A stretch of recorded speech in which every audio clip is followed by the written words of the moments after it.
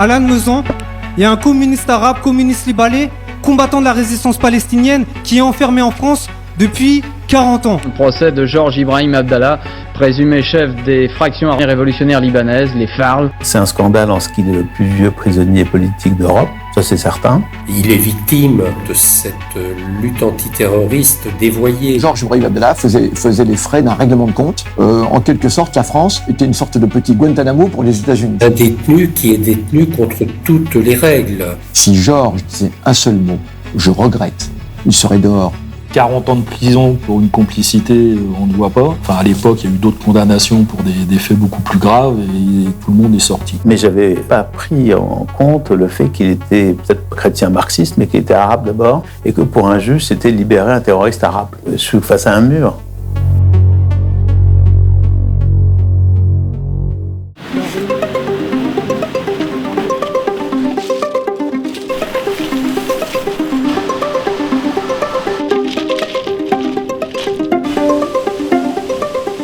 En gros, on va passer juste la banderole par-dessus la rambarde là. Au Jourdain, Palestine aux Palestiniens, libérez Georges Abdallah. Palestine vaincra, libérez Georges Abdallah. Georges Ibrahim Abdallah, tel qu'il le dit lui-même, est un combattant arabe, c'est très important, un résistant, un communiste. Très jeune, il s'est impliqué dans la résistance. Lorsque le Liban a été envahi, déjà en 78, il a commencé à s'engager plus fortement dans la guerre contre Israël. Très vite, il est identifié comme pouvant être un des responsables des FARL, des fractions armées révolutionnaires libanaises. Qui est l'organisation communiste internationaliste pro-palestinienne à laquelle Georges se rattache. En Europe, entre les années 60 et la fin des années 80, c'est ce qu'on appelle les années de plomb. L'ensemble des pays européens connaissent une profusion de groupes pratiquant la violence politique ou la lutte armée. À gauche, ces groupes soutiennent les luttes anti-impérialistes, notamment au Moyen-Orient, où beaucoup de révolutionnaires locaux s'opposent à Israël. C'est dans ce contexte qu'agissent les FARL, et que Georges Ibrahim Abdallah est arrêté pour usage de faux papiers et port d'armes à Lyon le 24 octobre 1984. Il a été arrêté pour détention de faux papiers. Donc la première arrestation est juste sur ces faits, son premier procès est juste sur des faits mineurs en fait. Mais 2 ans plus tôt, en 1982, les assassinats à Paris de Charles Ray, attaché militaire américain, et de Yakov Barsimentov, responsable du Mossad en France, avaient été revendiqués par les FARL. Les renseignements français sont donc sur leur piste et profitent d'une source particulièrement proche du dossier. Très grande particularité dans ce dossier et unique à ma connaissance, un avocat qui travaille pour les services secrets français. Ce qui fait que tout ce que lui disait son client, il violait le secret et il allait le raconter aux enquêteurs. J'ai quand même trahi, non pas Abdallah, mais j'ai violé tous les devoirs de ma profession, une profession qui reste, quoi qu'on en dise et quoi que j'ai fait, l'un des fondements de notre démocratie, l'un des remparts de la liberté. À mon sens, ça aurait dû déjà annuler une partie de la procédure. Ça n'a pas été fait. En avril 1985, les enquêteurs découvrent un appartement loué au nom d'une proche d'Abdallah, où l'on trouve opportunément des armes ayant servi pour les assassinats ciblés menés par les FARL. Bien qu'Abdallah soit déjà en prison depuis 1 an, la juge décide alors d'élargir les charges contre lui à complicité d'assassinat. Donc, les juges décident de faire un nouveau procès. Ce nouveau procès se déroule à Paris en février 1987, dans un contexte tendu. Depuis quelques mois, Paris est le théâtre d'attentats terroristes particulièrement meurtriers. Ce sont des attentats à massacre avec de nombreuses victimes civiles. Madame, Monsieur, bonsoir. Après 5 attentats à Paris en moins de 2 semaines, les mesures antiterroristes annoncées dimanche par Jacques Chirac sont maintenant mises en place pour l'essentiel. Et là, on a tout d'un coup ces attentats, donc qui nous paraissent étranges, à nous militants de l'époque, et qui, avec une curieuse revendication d'un comité de solidarité avec les prisonniers arabes, etc., et qui demande entre autres la libération de Georges Ibrahim Abdallah. Georges n'a rien à voir avec ces attentats. Ça n'est pas parce que son nom est mis en avant, on ne sait pas par qui, parce que personne ne connaît ce prétendu comité. Et donc le lien qui est fait entre Georges et ce comité est quelque chose de terrible, d'injuste, de faux politiquement, et d'injuste. Comme souvent, la machine politico-médiatique s'emballe et fabrique ses propres coupables. Et surtout pour la première fois, la police vient de lancer un appel à témoins avec à la clé une récompense d'1 million de francs pour des renseignements décisifs sur les auteurs des derniers attentats. Une procédure exceptionnelle qui vise d'abord, semble-t-il, les proches de Georges Ibrahim Abdallah, le chef des FARL, dont les terroristes réclament, vous le savez, la libération. À partir de demain, sur tous les murs de France, vous pourrez voir ces photos. Pour leur arrestation, une prime, 1 million de francs. Donc cette légende des frères Abdallah qui mettent Paris à feu et à sang pour pouvoir mieux le condamner en quelque sorte en 1987. Alors qu'il était et matériellement impossible qu'ils les aient fait et politiquement impossible qu'ils aient fait ce genre d'action. Reprenons. La France est la cible de nombreux attentats dans le contexte d'un regain de tensions au Moyen-Orient. Le climat sécuritaire se durcit et des lois spécifiques sont passées, avec notamment le regroupement de toutes les affaires de terrorisme à Paris et la mise en place d'une cour spécialement constituée. Procès de Georges Ibrahim Abdallah, présumé chef des fractions armées révolutionnaires libanaises, les FARL, auteur de plusieurs attentats en France. Le tribunal sera composé de magistrats professionnels, il n'y aura pas de juré populaire. Georges a été le précurseur pour beaucoup de lois d'exception, a été le premier inculpé, jugé par une cour spéciale. Il faut savoir qu'une cour spéciale n'est composée que de juges professionnels, donc de juges payés par l'État. C'était le premier procès de la sorte. Le procureur général ne requiert que 10 ans la mort dans l'âme, et ces juges professionnels, je sais pas, le procès dure que 4 jours déjà. Quand on voit les procès aujourd'hui de certaines personnes, c'est ridicule. Et en très peu de temps, ils décident de le condamner à perpétuité. Pour complicité d'assassinat, non pas assassinat, on n'a jamais dit qu'il avait tué quiconque, complicité dans le meurtre de l'attaché de l'ambassade d'Israël, Bar Simantov, qui était en fait un agent des services secrets de Mossad israélien, et du colonel Ray, qui était un agent de la CIA auprès de l'ambassade des États-Unis. À l'époque, il n'y avait pas forcément de peine de sûreté, donc par défaut, la peine de sûreté était de 15 ans. Ça signifie les peines de sûreté que quand vous êtes condamné à perpétuité, au bout d'un moment, vous pouvez demander votre libération. Et dans le cas de Georges, c'était 15 ans. Donc à partir de 99, Georges a le droit de faire des demandes. Donc depuis lors, son avocat a déposé de multiples demandes de mise en liberté, de libération conditionnelle, qui ont pour la plupart été rejetées, mais il n'empêche que l'une d'entre elles avait été acceptée, je crois, sauf erreur, que c'était en 2013. Alors que cela fait 28 ans que Georges est enfermé, la justice ordonne enfin sa libération à la fin de l'année 2012. Il fait une demande, acceptée en première instance, appel bien sûr de l'État, mais accepté aussi en appel. Là, c'était bien. Il y avait les titres métier la radio à l'époque. Georges Abdallah est libéré. Cette 8e demande de libération conditionnelle qui aura donc été la bonne pour Georges Ibrahim Abdallah, le Libanais incarcéré depuis 28 ans et actuellement à la prison de Lannemezan. L'avocat avait pris son billet d'avion pour aller le chercher. On lui avait fait un passeport, parce que 40 ans, enfin à l'époque c'était pas 40 ans, mais 35 ans de prison, il avait plus de passeport, donc on lui avait refait le passeport et d'autres détails comme ça. Et au dernier moment, il trouve cette astuce, il n'y a pas d'avis d'expulsion et vous sortez pas. Ça aussi c'est de la torture blanche. Heureusement Georges c'est un combattant, il est solide. Mais imaginez. Alors pourquoi cette libération n'a-t-elle pas eu lieu ? Voici les faits.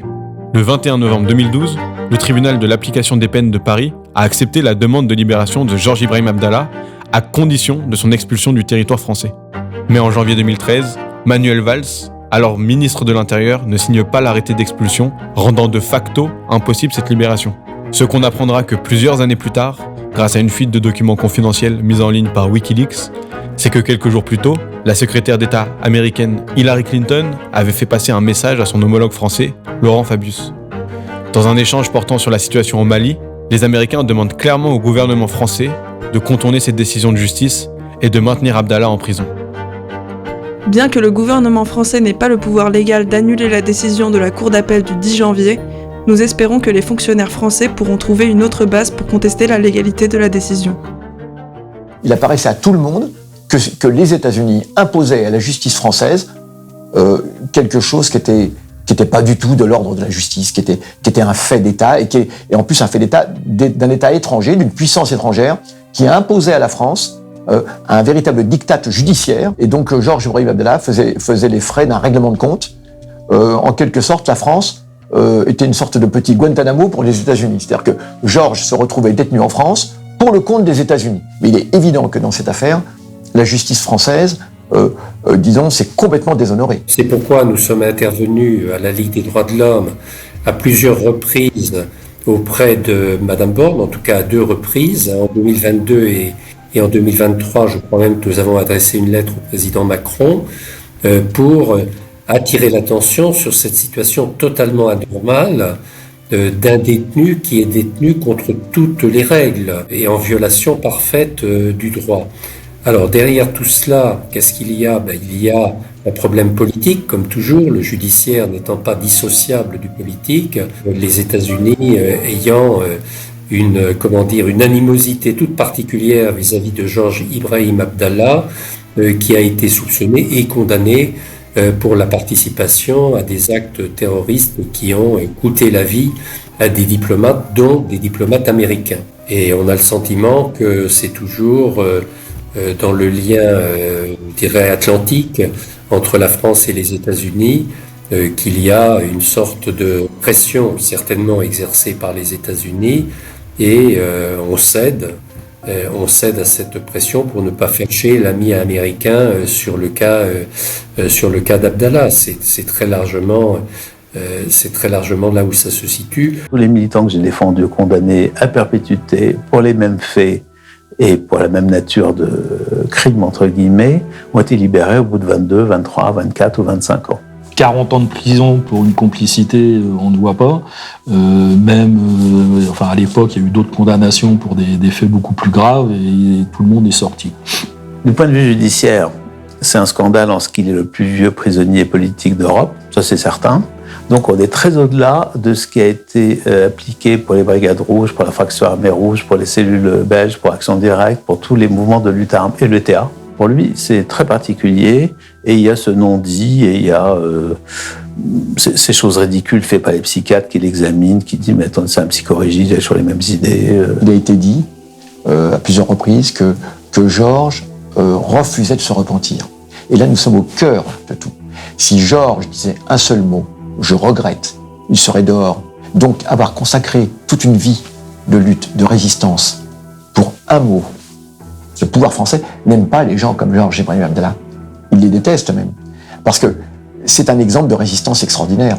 C'est un militant révolutionnaire anti-impérialiste et l'incroyable ténacité de Georges, sa droiture, la façon dont il a toujours continué, depuis derrière les barreaux, à militer et à soutenir la cause palestinienne avec un discours irréprochable, avec un comportement irréprochable. Georges apparaît vraiment comme une figure extraordinaire, un exemple pour tous les militants.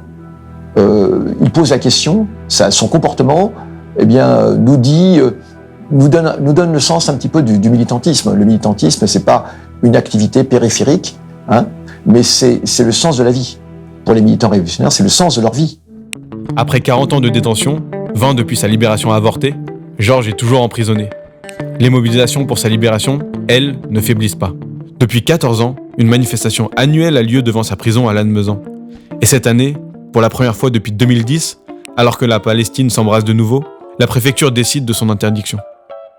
Ces derniers temps, et c'est là où on voit que Georges Abdallah est vraiment un sujet politique, tous les meetings, réunions et autres qui ont lieu autour de Georges sont annulés. La manifestation de Lannemezan, c'est une manifestation annuelle, c'est une grosse organisation parce que des gens viennent de Dakar, de Paris, de Bordeaux, Toulouse, Marseille et des fois de Belgique. Ça a été annulé, il y a eu un référé, la manifestation a été autorisée une demi-heure ou un quart d'heure avant qu'elle ait lieu. Comment voulez-vous que des gens descendent de Paris, etc. Donc tout est fait pour criminaliser, mais d'un autre côté, ça montre bien que Georges a sa place dans cette lutte. Le cas de Georges Ibrahim Abdallah, qu'on veut définitivement bâillonner, essayer d'enterrer, pour qu'il y ait le moins de vagues, de bruit possible fait autour de son cas, et pour que finalement ça ne soit pas porté à l'échelle nationale à la connaissance de l'opinion publique. En juin dernier, une énième demande de libération a été déposée. J'ai du mal à le convaincre parce que pour tout vous dire, il attend plus grand-chose des demandes de libération conditionnelle après 8 ou 9.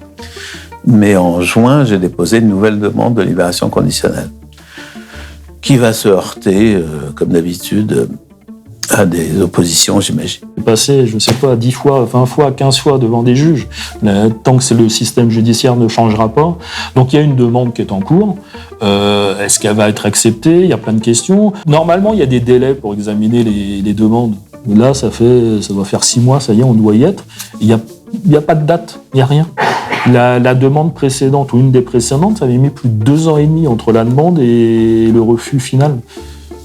Et voilà, c'est donc, oui, il y a une demande, c'est bien. Il y a des gens qui appuient là-dessus, mais c'est ce qui se passe en Palestine qui fera sortir Georges. Je suis face à un mur. J'avais pas pris en compte le fait qu'il était peut-être chrétien marxiste, mais qu'il était arabe d'abord, et que pour un juge, c'était libérer un terroriste arabe, quoi qu'il en soit. Et ils ont très peu de culture, vous savez, il faut bien se rendre compte que les juges n'ont pas une grande culture politique, quel qu'il soit. Depuis les années 80, la France a en effet multiplié les dispositifs d'exception, les lois sur le renseignement et les législations antiterroristes, avec un net durcissement des peines et une focalisation sur l'islamisme. Elle est d'ailleurs régulièrement pointée du doigt pour ses dérives législatives. Le contexte qui dure depuis des années, au demeurant, de ce qu'on appelle la lutte antiterroriste, il est victime de cette lutte antiterroriste dévoyée. Alors c'est un mot terroriste qui veut rien dire d'abord sur le mot. Que ce soit la BBC, l'AFP, qui se calque un petit peu sur la BBC, vient de faire récemment, il y a quelques jours d'ailleurs, toute une explication sur pourquoi elle n'utilise pas le terme terroriste. Et c'est quelque chose de parfaitement fondé, documenté. Terroriste est un terme politique. Et comme on le dit, comme l'avait dit quelqu'un à la tribune de l'ONU, un grand nombre de ces gens qui sont chefs d'État aujourd'hui ont en leur temps été qualifiés de terroristes, à commencer par Nelson Mandela et bien d'autres. Pour l'État, tout opposant est terroriste. Quand vous voyez que des gens qui mettent un peu de peinture sur une vitre dans un musée, une peinture qu'on peut nettoyer à l'eau, on les appelle des éco-terroristes. Donc ce mot est totalement dénaturé. C'est comme le mot antisémite. Être antisémite, c'est quelque chose de fort, de condamnable, de violent. Et maintenant, vous dites « je ne soutiens pas Israël », vous êtes antisémite. Mais ils ne se rendent pas compte de ce qu'ils font. Être antisémite, c'est quelque chose d'insupportable. Au lieu de conserver une justice respectueuse des droits vis-à-vis de tous et toutes, la France a choisi une autre voie spécifique qui fait une justice d'exception dans la lutte antiterroriste. Il y a un slogan qui dit « Il est de nos luttes, nous sommes de son combat », puisque Georges s'est toujours impliqué, il n'a pas juste dit « Moi, c'est le Liban, la Palestine ». Ce qui l'intéresse, c'est la révolution, une révolution marxiste. Et on l'a vu dans les mouvements sociaux, effectivement, il y a souvent des drapeaux qui parlent de Georges. Et là, pour la Palestine, mais l'histoire se refait. Là.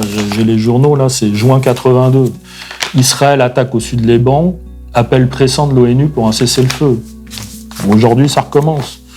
Palestine, la solution presque finale. C'est ce que veulent les Israéliens aujourd'hui à Gaza, une solution finale. Ça me met les larmes aux yeux. Liban, la guerre. Donc l'histoire se reproduit, mais il faut continuer.